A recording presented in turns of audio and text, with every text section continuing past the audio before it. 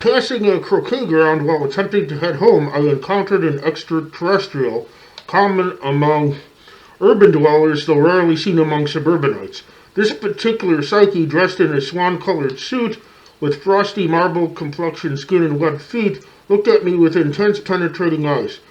Despite my tight schedule, fascination prevailed. After greeting this extraordinary creature and asking his name, the creature exclaimed, "I'm Electo. I live in a prefabricated heptagonal boron-reinforced condominium complex at 999 Galaxy Way, Crater Valley, Rufo Villosum.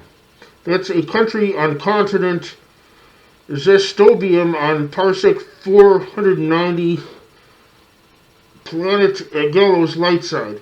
Our sun is Star Horna in constellation Triangulum." Flummoxed by the minutiae, I responded, "Why travel such a long distance?" "No comment," said Electo. "Well, welcome to Earth." Actually, that self-descriptive title is inapplicable to anyone outside your planet, as I wouldn't tell a guest welcome to home. Our native planet is deemed Earth. Yours is Ball 66. Besides many Earths, there are many waters, airs, and especially fires, like where my seven-eyed friend lives. Eyes rolling upward, I pressed, "Why are you here?" "Intense fascination with backwards culture," said Electo. With increased annoyance, I shot, "Bolster your proposition with facts?" Human civilizations are still entrenched in what resembles a death cult, namely the funeral business. A year's worth of pay exhausted for stripping a corpse naked, bathing it, gluing or sewing shut eyes and mouth, massaging its muscles, draining all blood, pumping it full of embalming fluid, shriveling or removing various organs, shampooing and styling the hair, and applying makeup and fancy clothes. Then many people appear to pay their respects who hadn't seen the live person in decades and had no interest in doing so. The idealized corpse is then thrown into a hole and forgotten. Horrified, I cried, "Offensive! You terrible being! The Book of Etiquette clearly states in Purgatory 6777 that facades of royal importance should always be upheld." Electo calmly objected. "Self-importance gone insane. Another manifestation of delusions of grandeur, as is insisting that everyone deserves their own satellite. With satellite pathways encircling your planet already far overcrowded, each additional satellite sent into orbit causes several others to crash and be destroyed. Some stationary satellites are sleeper space mines. Also, dishonesty is another rampant problem. Some are so foolishly captivated by deception they believe 6 impossible things before breakfast.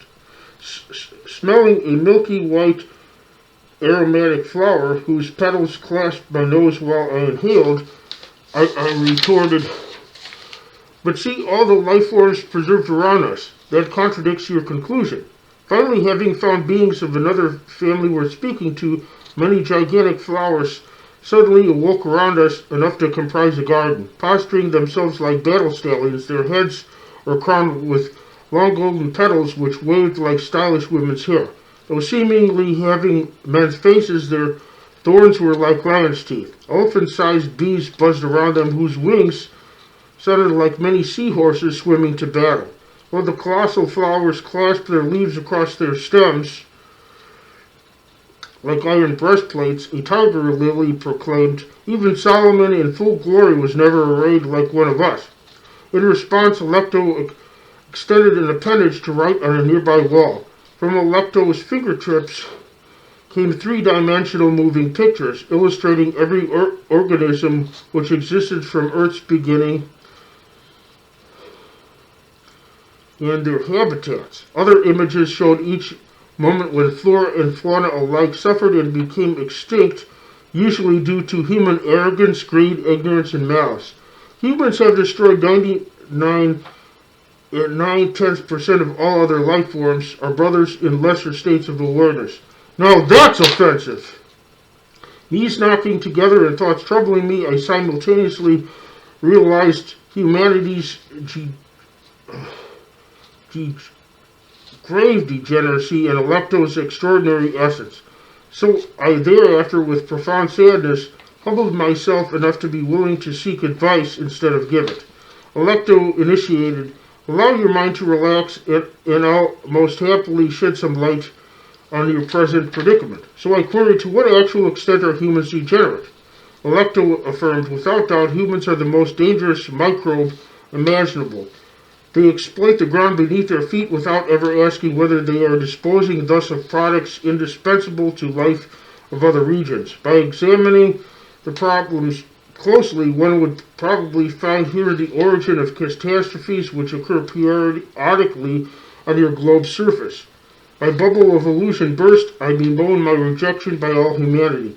Alecto responded, rejection is not a sign of something wrong with you. Rejection is a divine announcement that such people no longer have the capacity for your greatness, or that you have finished your work in your current realm. Alecto continued, when human hearts break and humans despair, from the past twilight, the great conquerors of disgrace, distress, and misery, of spiritual slavery and physical compulsion, look down on them and hold out their hands to the despairing mortals. Woe to anyone ashamed to grasp them. So, those that tough it out will be more than conquerors through loving perseverance. This is certainly conditional, though.